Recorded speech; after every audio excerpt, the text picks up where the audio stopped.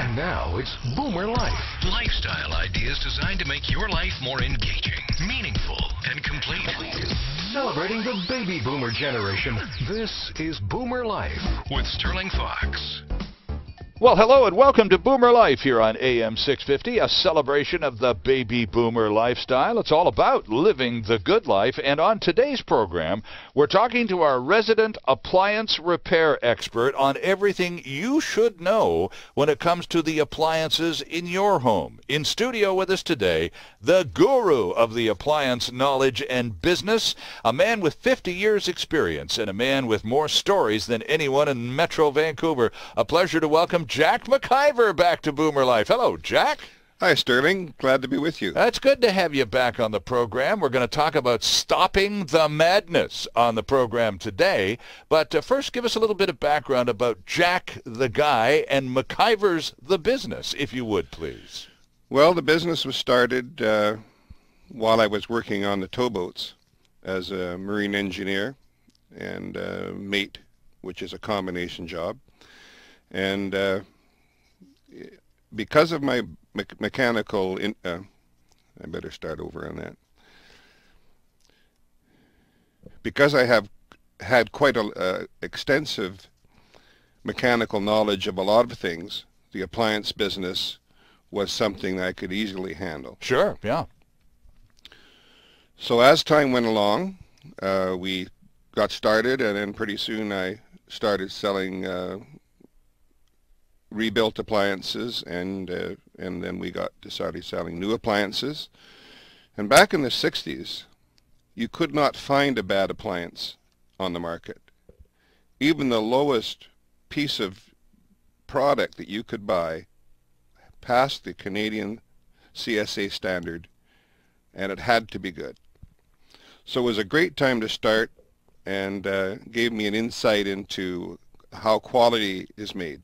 So back in the 60s, most manufacturers were making products that sound, on average, to be much of higher quality than you'd find in 2013. Is that the case? 4 or 5 times better. Wow. And why? What was different then, Jack, in the way they made stuff from the way they make it now? Price. Oh, okay.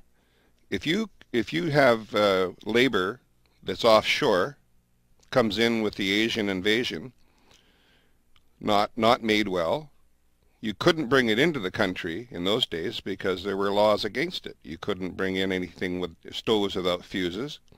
If they didn't have fuses, you had to put them in and get a permit that you had done it. So everything was safety first and high quality. All the standards were high, and because it was the CSA standard that was at that time. Okay. When free trade was brought in, that standard was thrown out. It was part of the package, huh? You know, lobbying works.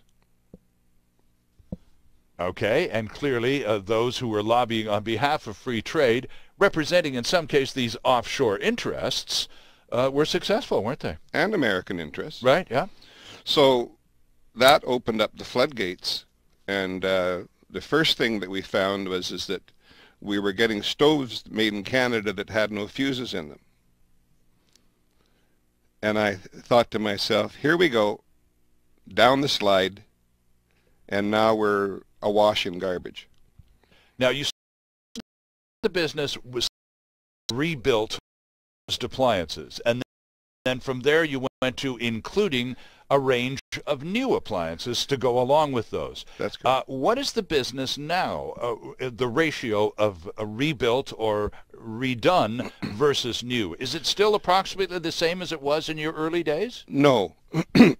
We had a lot more products to work with that were high quality in those days. And we also had a market that would accept used appliances or rebuilt appliances in their homes because the brainwashing hadn't been done yet. But as the brainwashing was done and the quality was dropped down, we were told that, oh, these new appliances are more energy efficient. Well, if they have to be replaced 4 times as often as the ones from the 60s, what's energy efficient about that? Yeah. So what is the brainwashing? Define brainwashing. It sounds like you've already begun. What sort of attempts to change our thought processes have gone on over the years? Tell us what you mean by brainwashing. Well, I call it spinning. It's the same as politics. They want you to be more malleable. And then people have suddenly woke up here as you said, in 2013 with, as I say, they're awash in garbage. It's not just appliances. It's all kinds of stuff.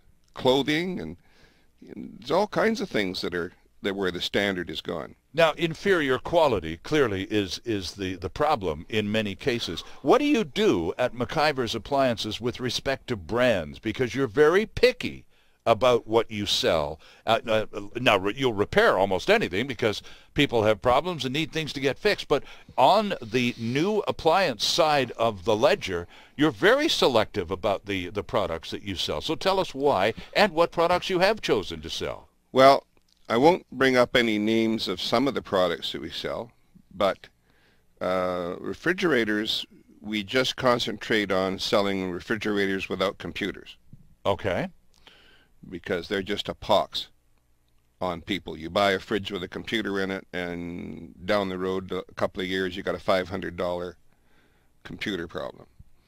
So I don't want to be associated with that type of situation.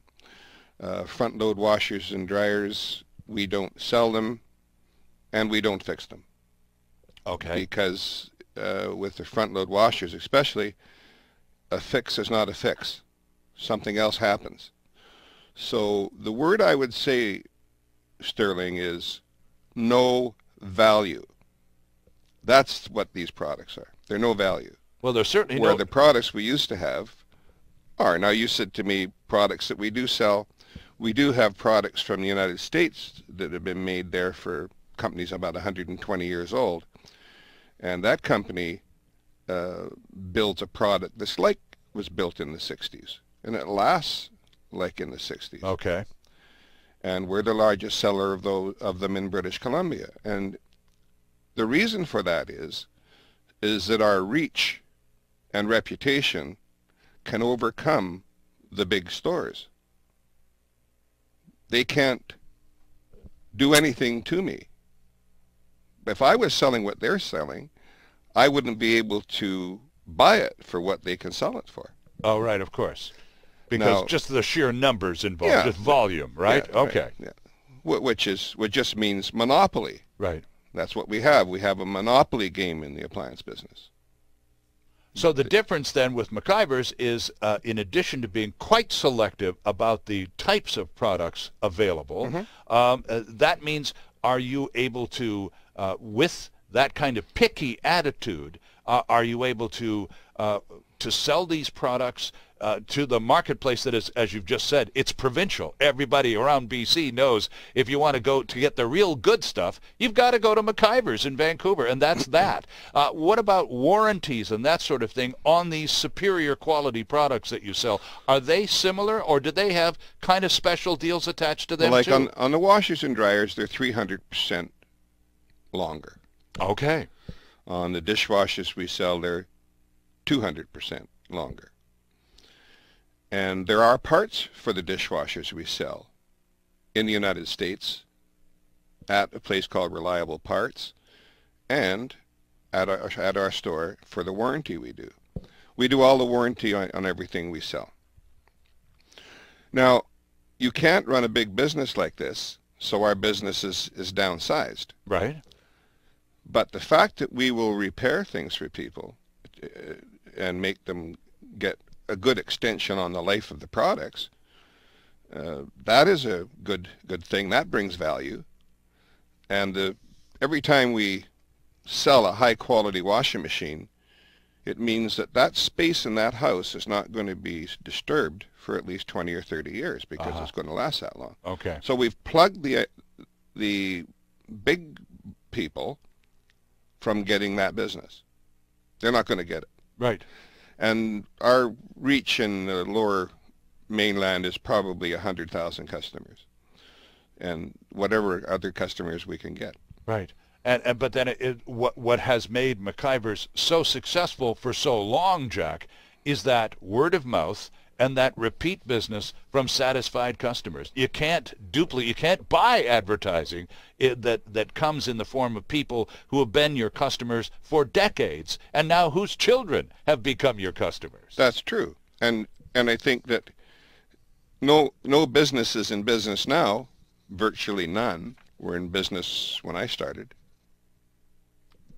There's only one in Vancouver, and they sell furniture and appliances. Right. Back in the early days, when you first started McIver's, again, to repeat, you were doing a lot of rebuilds on appliances. Now, you still, and you've mentioned it a couple of times, you still, a fairly sizable component of McIver's is appliance repair. What percentage of the overall business would repairs be? 20%, 30%, or more, Jack? It's probably 30%. Oh, okay. In dollar volume. It comes from appliance service in the homes, and parts and rebuilt appliances.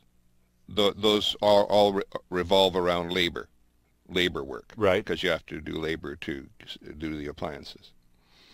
Okay. Now, we need to take a break here, but we've got a theme for today's program, Jack. It's called Stop the Madness. And you've already indicated that, well, there's a lot of madness out there to work on, including an appliance business that, now this is a quote from just 5 minutes ago, awash in garbage.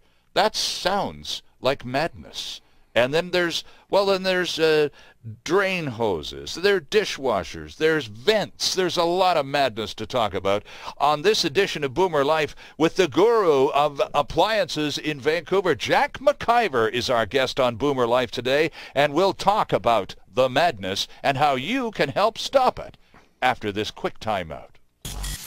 Canada's only weekly radio show dedicated to the baby boomer lifestyle. This is Boomer Life on AM 650.